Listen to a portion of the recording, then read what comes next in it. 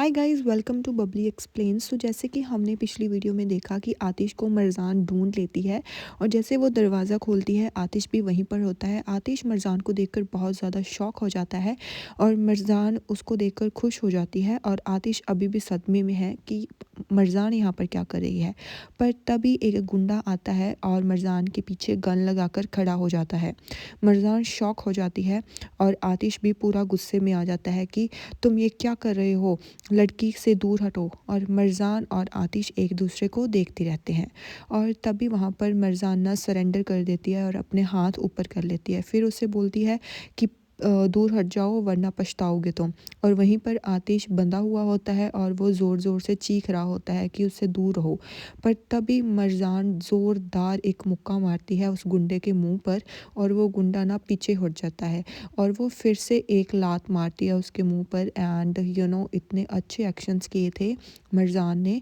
और फिर वो बंदे को, उस जो गुंडा होता है ना, उसे उठाकर नीचे पटक देती है और उसे लगता है, जो आतिश है ना, उसे लगता है कि मरजान नीचे गिर गई और ना वो ज़ोर ज़ोर से ऐसे चीखने लग जाता है, मरजान मरजान मरजान तुम ठीक हो, मरजान तुम ठीक हो। और ये सुन के ना, मतलब जो मरजान है वो उसके सामने आके खड़ी हो जाती है और उसे देखकर ना आतिश बिल्कुल शॉक हो जाता है कि है ये क्या हुआ। फिर मरजाना भागकर जल्दी से आतिश के पास जाती है और उससे पूछती है कि क्या तुम ठीक हो, तुम्हें कहीं लगी तो नहीं। आतिश उसे बोलता है कि मैं ठीक हूँ, तुम ठीक हो और तुम यहाँ पर क्या कर रही हो और ये तुमने अभी जस्ट क्या किया। फिर वो बोलती है कि मैंने उसे वार्निंग दी थी पर उसने नहीं सुना, तो फिर मैं क्या करती, मुझे तो उसे मारना ही था ना। तो वहाँ पर आतिश ना बिल्कुल ऐसे शॉक हो जाता है। फिर जल्दी से ना मरजान आतिश के हाथ खोलने लग जाती है पर रस्सी ना बहुत ज़्यादा टाइट बांधी होती है और उससे ना वो रस्सी खुल नहीं रही होती।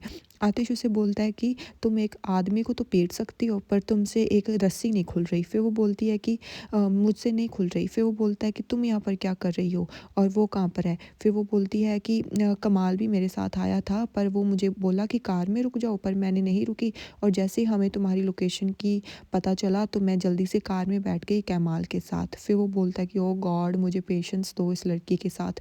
फिर वो बोलती है कि तुम क्या सोच रहे हो ऐसे, मुझे तुम्हारी फ़िक्र हो रही थी इसलिए मैं यहाँ पर आई हूँ।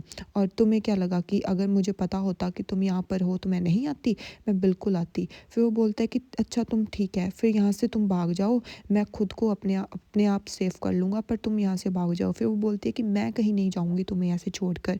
फिर वो बोलता है कि प्लीज़ यहाँ से चली जाओ, वो कभी भी यहाँ पर आ जाएंगे, तुम भी फंस जाओगी, प्लीज़ यहाँ से चली जाओ।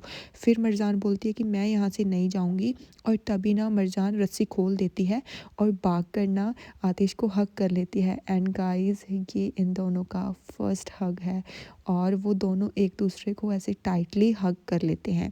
फिर उसके बाद ना आतिश मरजान के बारे में सोच रहा होता है कि इसको मेरी फ़िक्र इतनी क्यों है और ये यहाँ पर क्यों आई, इसने ऐसा क्यों कहा कि इसको मेरी फ़िक्र हो रही थी। और तभी वो फिर से एक दूसरे को देखने लग जाते हैं। फिर मरजान उसके बारे में सोचती है कि तुम पक्का ठीक हो ना। वो कहता है कि हाँ मैं ठीक हूँ। और तभी वहाँ पर वो गुंडे वापस आ जाते हैं और वो गन लगाकर वहाँ पर खड़े हो जाते हैं, जिसे देखकर ना जो आतिश है ना, वो मरजान को अपने पीछे कर लेता है और बोलता है कि लड़की को यहाँ से जाने दो। पर वो गुंडे बिल्कुल भी नहीं सुनते और जो आतिश है वो उनकी तरफ गुस्से से देखता रहता है। फिर वो दोनों एक दूसरे की तरफ देखने लगते हैं और जो गुंडे हैं ना वो उनकी तरफ देखते रहते हैं। फिर दूसरी ओर दिखाया जाता है कि वो दो गुंडे ना कमाल के पास आते हैं और वो एक दूसरे को बोलते हैं कि इसका क्या करें। फिर वो बोलता है कि ये तो मर तो गया ही है, अब इसको ना ऐसे ही छोड़ देते हैं, ऐसे भेड़िए आकर खा लेंगे। फिर दूसरी तरफ दिखाया जाता है कि जो गुंडे हैं ना वो आतिश और मरजान को पकड़ लेते हैं और उनको बांधने की कोशिश करते हैं और जो दूसरा गुंडा है ना वो उसको मरजान को बांध रहा होता है। तो आतिश उसे बोलता है कि हम दोनों के बीच की बात है, तुम मेरे साथ करो जो करना है और लड़की को छोड़ दो। फिर वो बोलता है कि ओ माय गॉड, इतनी सुंदर लड़की हम कैसे छोड़ सकते हैं, और वो उसको टच करने लगता है। और ये देखकर ना आतिश को बहुत ज़्यादा गुस्सा आ जाता है।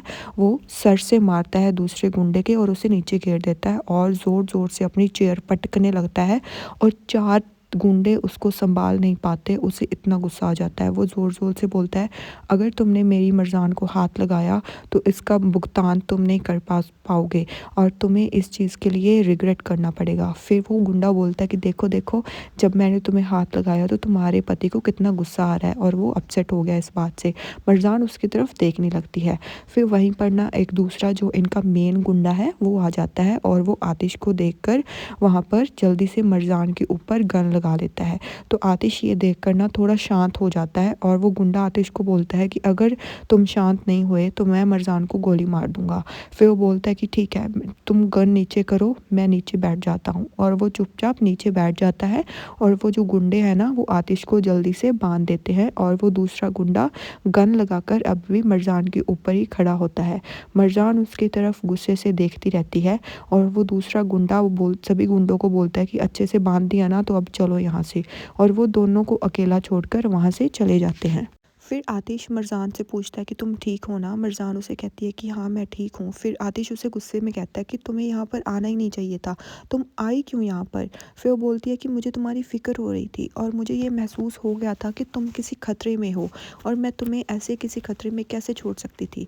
और ये सुनकर ना आतिश बिल्कुल शॉक हो जाता है, और वो सोचता है कि हैं, इसको महसूस हो गया था, ये कैसे हो सकता है? फिर तभी वो बोलती है कि मैंने यहाँ मेंशन में बैठी मैं तुम्हारे बारे में सोच नहीं सकती थी, फिर मुझे यहाँ पर आना ही था, और मैं यहाँ पर आ गई इसीलिए।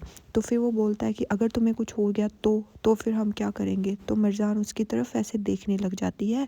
फिर आतिश उसे बोलता है कि ठीक है, तुमने मेरी हेल्प की उसके लिए बहुत बहुत शुक्रिया, और तुमने मेरे हाथ खोले उसके लिए भी ठीक है, पर अब तुम्हें यहाँ से जाना होगा। मैं कैसे ना कैसे अपने हाथ खोलूँगा, और तुम्हें यहाँ से भागना होगा। अब तुम मेरी फ़िक्र मत करो, और तुम्हें मेरी फ़िक्र करने की बिल्कुल भी ज़रूरत नहीं है, अब मुझे तुम्हारी फ़िक्र करनी है। सो अब हमें एक दूसरे का ध्यान रखना है। फिर वो बोलती है कि मुझे नहीं पता कि क्या तुम कर रहे हो क्या नहीं, पर मुझे अब सच में तुम्हारी फ़िक्र हो रही है, और मैं तुम्हें यहाँ पर छोड़कर अकेली नहीं जाऊँगी, और मैं तुम्हारे लिए बहुत डरी हुई हूँ। मुझे पता है ये मेरा फ़ॉल्ट है, पर मैं तुम्हें यहाँ पर छोड़कर नहीं जाऊँगी। मुझे यहाँ पर नहीं आना चाहिए था, सब मैं मानती हूँ, पर मैं तुम्हें अकेला छोड़कर नहीं जाऊँगी। और ये सुनकर ना फिर आतिश कहता है ठीक है, पर अभी हमारी लास्ट हॉफ कमाल ही है, अगर कमाल यहाँ पर आ जाए। फिर मर्ज़ान कहती है कि कमाल ठीक हो, और आतिश कहता है कि कमाल ठीक ही होगा। फिर नेक्स्ट सीन आता है, और वो गुंडा ना नज़ीर को कॉल करता है। फिर वो बोलता है कि आपको पता है क्या, यहाँ पर कुछ गेस्ट आए हैं, और अभी अभी आए हैं। फिर बोलता है कि क्या बात कर रहे हो, कौन से गेस्ट? तभी वो गुंडा दूसरे से बात करता है कि मरकान और एक और लड़का था, उसके साथ आए थे और यहाँ पर आ गए हैं, हमने उन दोनों को बांध लिया है, और वो सब ठीक है। वो लड़का तो मर गया, पर अभी सब कुछ कंट्रोल में है। तो नज़ीर उसे जल्दी से पूछता है कि वो ठीक है ना मरकान? वो बोलता है कि हाँ जी वो ठीक है, पर हमें उससे बांध के रखा है। फिर वो गुंडा ना नज़ीर से पूछता है कि हम उसका क्या करें, आतिश का, उसे मार दें क्या? फिर वो बोलता है कि नहीं नहीं, अभी उसका कुछ नहीं करना, मेरे ऑर्डर का इंतज़ार करो, और अगर मर्ज़ान को कुछ भी हुआ ना तो तुम्हारी मौत भी तय है। और फिर वो बोलता है कि मर्ज़ान, तुमने मेरा सारा प्लान कैंसिल कर दिया और सारा प्लान ख़राब कर दिया। फिर नेक्स्ट सीन हमें मर्ज़ान और आतिश का ही दिखाया जाता है। आतिश मर्ज़ान को बोलता है कि तुम डरो मत, जब तक मैं ज़िंदा हूँ तुम्हें कोई हाथ भी नहीं लगा सकता। और मर्ज़ान ये सुनकर शॉक हो जाती है। फिर आतिश भी उसे देखने लगता है, और मर्ज़ान भी उसे कॉन्टीन्यूसली देखती रहती है।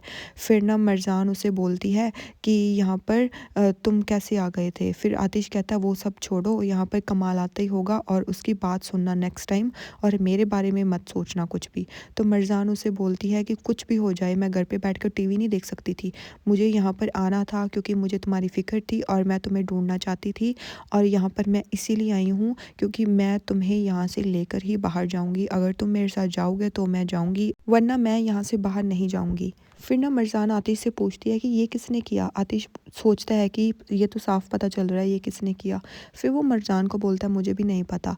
फिर वो बोलता है कि अभी तक कमाल का कुछ भी नहीं पता चला, क्या वो सरवाइव कर पाएगा? तो आतिश कहता है कि कमाल की टेंशन मत लो, कमाल पक्का सरवाइव कर लेगा।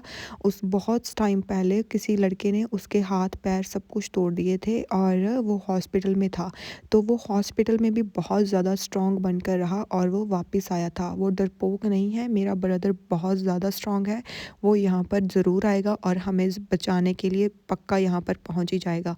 मर्ज़ान कहती है कि हाँ शायद ज़रूर आ जाएगा। फिर वो बोलता है कि ये तुम्हारा कंसर्न है, और अब तुम डर रही हो ना? वो बोलती है कि नहीं, मैं डर नहीं रही, मैं बस कमाल के बारे में सोच रही हूँ कि वो ठीक हो और तुम्हें अब और गुंडे हर्ट ना करें। फिर वो बोलता है कि ऐसा कुछ नहीं होगा। फिर ना मिर्ज़ान उसकी तरफ देखती रहती है। फिर वो बोलती है कि मुझे पता है कि तुम्हारे साथ और भी बहुत ज़्यादा प्रॉब्लम्स हैं, पर मैं तुम्हें ये बताना चाहती हूँ कि जो भी वो तुम्हारा प्रोजेक्ट लीक हुआ था ना, वो मैंने लीक नहीं किया था। मैं अपने दुश्मन को भी धोखा नहीं दे सकती और मैंने वो लीक नहीं किया था। प्लीज़ वो किसी और ने लीक किया था, प्लीज़ ट्रस्ट मी। तो आतिश ना उसकी तरफ देखने लग जाता है। फिर मरजान फिर से बोलती है कि मुझे पता है तुम मेरे पे भरोसा नहीं करते, पर मैं यही तुमको बताना चाहती हूँ कि वो मैंने लीक नहीं किया था प्रोजेक्ट, वो किसी और ने लीक किया था। तो आतिश उसे बोलता है कि कोई बात नहीं, अब उस टाइम नहीं है उस चीज़ों की बात करने के लिए। पर वो बोलती है कि मुझे नहीं पता हम ज़िंदा रहेंगे या नहीं रहेंगे, पर मुझे अब तुम्हें ये सब बताना था। तभी फिर आतिश उसे बोलता है कि मेरे पास एक प्लान है और मरजान उसकी तरफ देखती रहती है। फिर उसकी दूसरी तरफ ना हैदर के पास जाता है नज़ीर, और नज़ीर ना हैदर को बता देता है कि ना वहाँ पर मरजान और कमाल पहुँच गए हैं। हैदर शॉक हो जाता है कि क्या, मरजान भी वहाँ पर पहुँच गई है? नज़ीर को बोलता है कि हाँ, और वो बोलता है कैसे पहुँची? नज़ीर कहता है मुझे नहीं पता, और उसने सारा प्लान हमारा ख़राब करके रख दिया। फिर हैदर बोलता है कि ये कैसे हो सकता है? मैंने उन दोनों को देखा था साथ में जाते हुए, मैं मुझे तभी उन्हें रोकना चाहिए था जब वो कमाल के साथ बाहर गई थी। तो नज़ीर वहाँ पर बोलता है कि हमारे पास यही अपॉर्चुनिटी थी कि हम उन सबको बर्बाद कर दें, पर उसने सारे प्लान्स ख़राब कर दिए हैं। और जो हैदर है ना, वो बोलता है कि कमाल का क्या हुआ? तो नज़ीर उसे बताता है कि वो गुंडे बताते हैं कि वो मर गया। तो हैदर थोड़ी सांस लेता है। फिर वो बोलता है कि अगर यही मंजूर है तो हमें मरजान को भी भूलना होगा। मरजान को भी अगर मरना ही है, वो वहाँ पर गई है, उसने हमारा प्लान ख़राब कर दिया। अगर उसको भी मारना पड़े तो नज़ीर उसको भी मार डालो। और नज़ीर बिल्कुल शॉक हो जाता है। वो बोलता है कि तुम मरजान को भी सैक्रिफाइस कर रहे हो? वो बोलता है कि उसने खुद ने हमारा प्लान कैंसिल किया है, उसने खुद ने सारा काम ख़राब किया है। तो नज़ीर गुस्सा हो जाता है। वो बोलता है कि no, I want give up on मरकान, मैं मरजान पर गिव अप नहीं करूँगा। तो वो बोलता है कि अगर तुम गिव अप नहीं करोगे तो वो खुद वहाँ पर गई है, उसने ये सब कुछ किया है, अब ये खुद वो भुगतेगी, उसको भी मार डालो। पर नज़ीर वहाँ से चला जाता है।